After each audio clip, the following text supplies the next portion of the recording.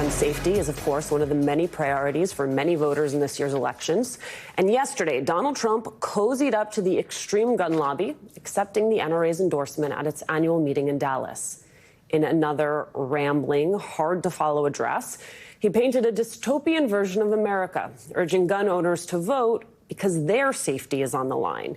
He used the event to rattle off his usual lies about President Biden, but he added this new twist. He's a Manchurian candidate.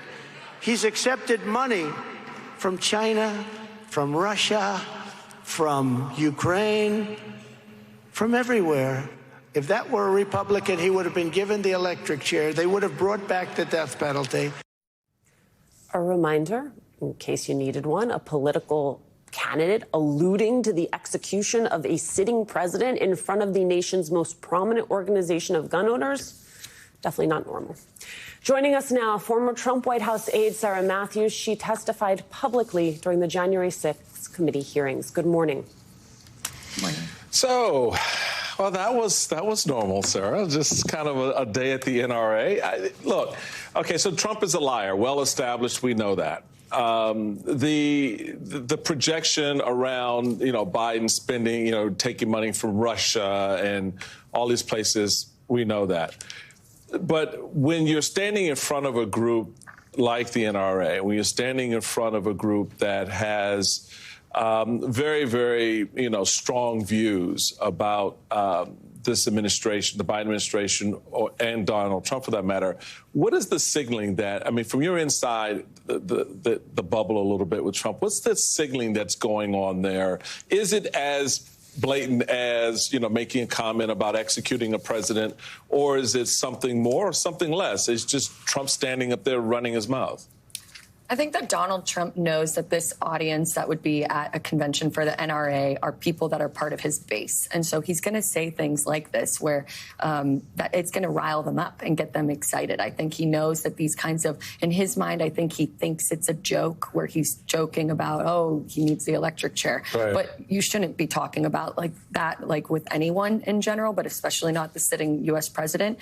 And I think that he does it because he wants to get a reaction out of them and thinks it will be entertaining, but he doesn't. I think that he doesn't care about how his rhetoric has gotten increasingly erratic, and he has kind of these calls for political violence have just increased with him. And so it is concerning when we're looking at it, but it follows this pattern that we've seen from his 2024 campaign thus far. If I just quick follow up on that. So how should we react when we hear this? Because there is this tendency for hair on fire moments when Trump says crazy stuff like this.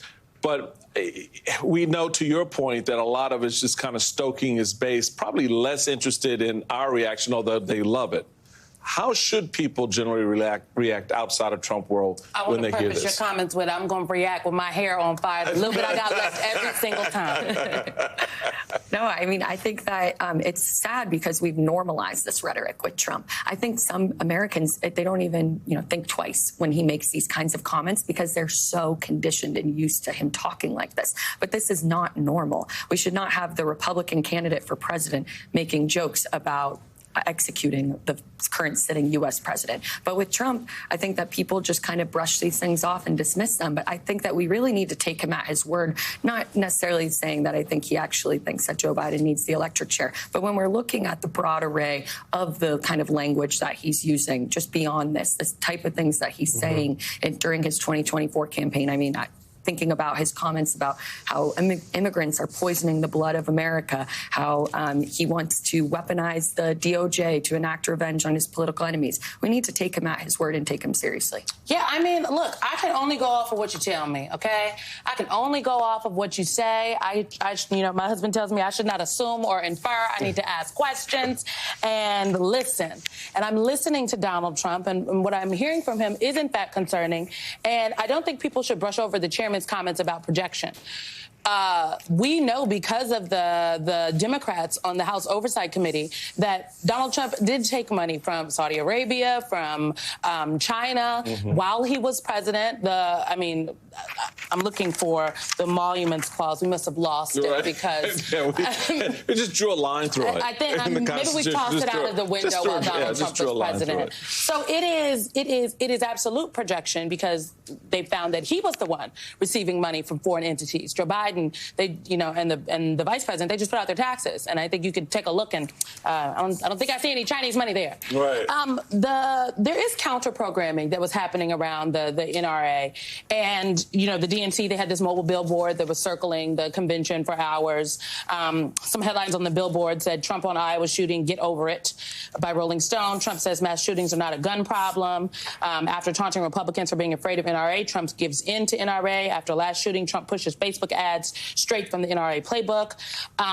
These billboards circled the convention center for 8 hours Saturday to contrast that meeting. And I think that kind of counter programming to remind people what Donald Trump has